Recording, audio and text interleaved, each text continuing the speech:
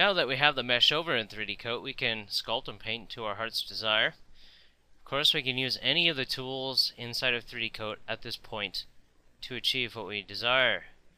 So we can use as many layers as we like, layer blending, any tools inside of 3D Coat. So let's go ahead and do something very basic here. Let's use the fill tool over here. It looks like a little paint pan with a roller. Okay, and I've got this dark green color, which I think I'll stick with. And let's fill the entire layer. So let's hit layer. Do you want to fill the entire layer? Yes, I do, of course. And it will perform that function. And the creature will now be a dark green once it's done filling. Okay. Oh, and you know what? It looks like I actually have the depth turned on only. So I just filled that object with only depth, which I don't want. I want to fill it with color. So let's turn off the depth, fill with color, and you know what? Let's give it a base specular level. Let's give it like a 5% spec level. That should be good enough. And the transparency on the color, let's go with 100%. So that way we don't see any of the underlying gray from layer 0. Let's go ahead and fill this layer again. Make sure that the depth is turned off. Let's hit yes. Okay, and now it's filling the performing the fill operation again. Okay, now we have our green character with a 5% specular hit. Alright, that looks okay. It's kind of a bright color, but no matter. Let's create a new layer. And let's go with something a little more interesting here. Kind of a... I don't know. Let's go with a dull green. Yes, a dull, slightly lighter hued green. Right about there. Okay, now we're going to fill again, but this time we're going to use some modulation. And let's check out the rough skin. Let's drag the material preview over the creature, and that's generally what it will look like. We actually must select the color here, and let's try and select that green again. Let's see, where was it? It was right over here, I believe. That's close enough. And I accidentally just filled the lighter color. I'm sorry, the darker color with the light color. So let's go ahead and do that again. Right around there. And now let's grab the dark color and make it darker. There we are. In fact, let's go with something slightly darker even. That should do it. Let's darken up that one as well. Let's give it a slightly yellow hue. And drag it around, take a look. Okay. Let's mess with some of these settings here slightly. Let's change the where are you? The scale. There you are. Let's change the scale to 0.5. That's a little too small. Let's go higher. Let's go to 2. Let's go a little bigger. Let's try 2.5. That's okay. Let's try 3 though. That's better. That's more what I'm thinking here. Let's check a little more around other parts of this creature's body, and I think that looks pretty good. So let's fill this with cube mapping. Okay, and we'll fill the whole layer again. Yeah, let's just go ahead and fill the whole layer. This one might take a moment because it's generating the texture, that procedural texture.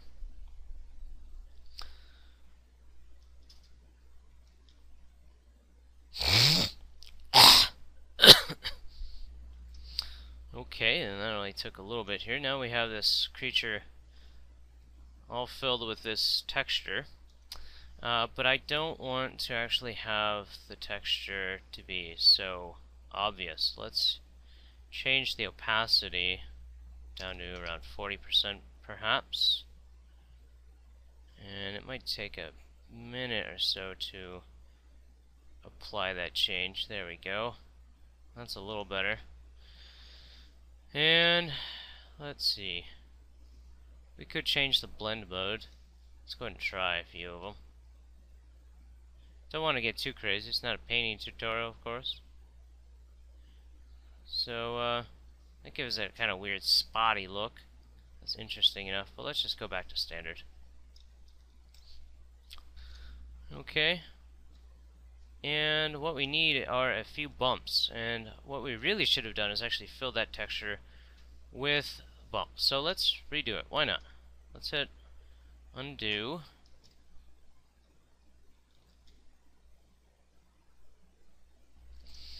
Okay, now that it's undone that operation, let's turn the depth on. And depth is currently at 15%. We could crank this up a bit. Let's go with about 50%. If we need to adjust this before we export it later, we can do so over here in the layers panel. We can change this percentile function over here. We can also change how the depth is modified with other layers. Okay, so let's make sure that's about where we want it.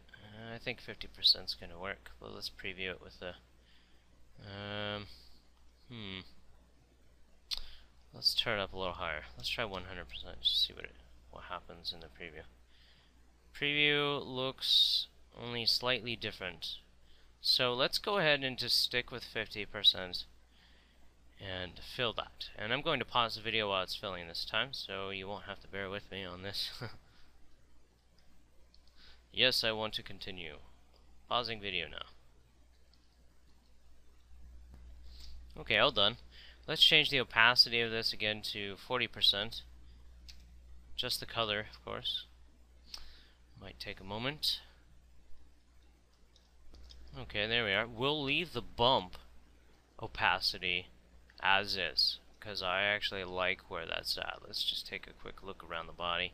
And I think that looks good for a 5-minute job here, or so. Okay. Now what we must do is send this back to Messiah. So let's go up to File, Open in Original App, and this will give you the export dialog. So let's make sure this is low poly, and I like to use Targos or PNG, so let's just select Targos for this, and I want to export color, spec, and a tangent normal map, as well as a displacement map. So all my previous settings are still here. I prefer to use 16-bit displacement. Zero level is gray, of course. We can remap that in Messiah if we need, and we'll be using a TIFF. And since we're exporting a displacement map, it's a good idea to use this option here. It says coarse or sharpen mesh. Essentially what it does is it keeps the original or translation of all the vertices. Alright, let's hit OK, and I'm going to pause because this function takes a little while to export out 4 different maps. So I'll be right back. Alright, once it's complete with the operation of exporting the object and the maps, you'll notice that it bounces right back to Messiah, and you get this error. Version 4.5 requires manual mesh replacement. That's because you cannot automatically reload a mesh inside of Messiah. You can with images and texture maps and so on, but not a mesh. So we must manually replace that mesh. Let's go to File, make sure we have the creature object selected. Then open up multiply items, replace. Let's browse to that object file, and there it is there.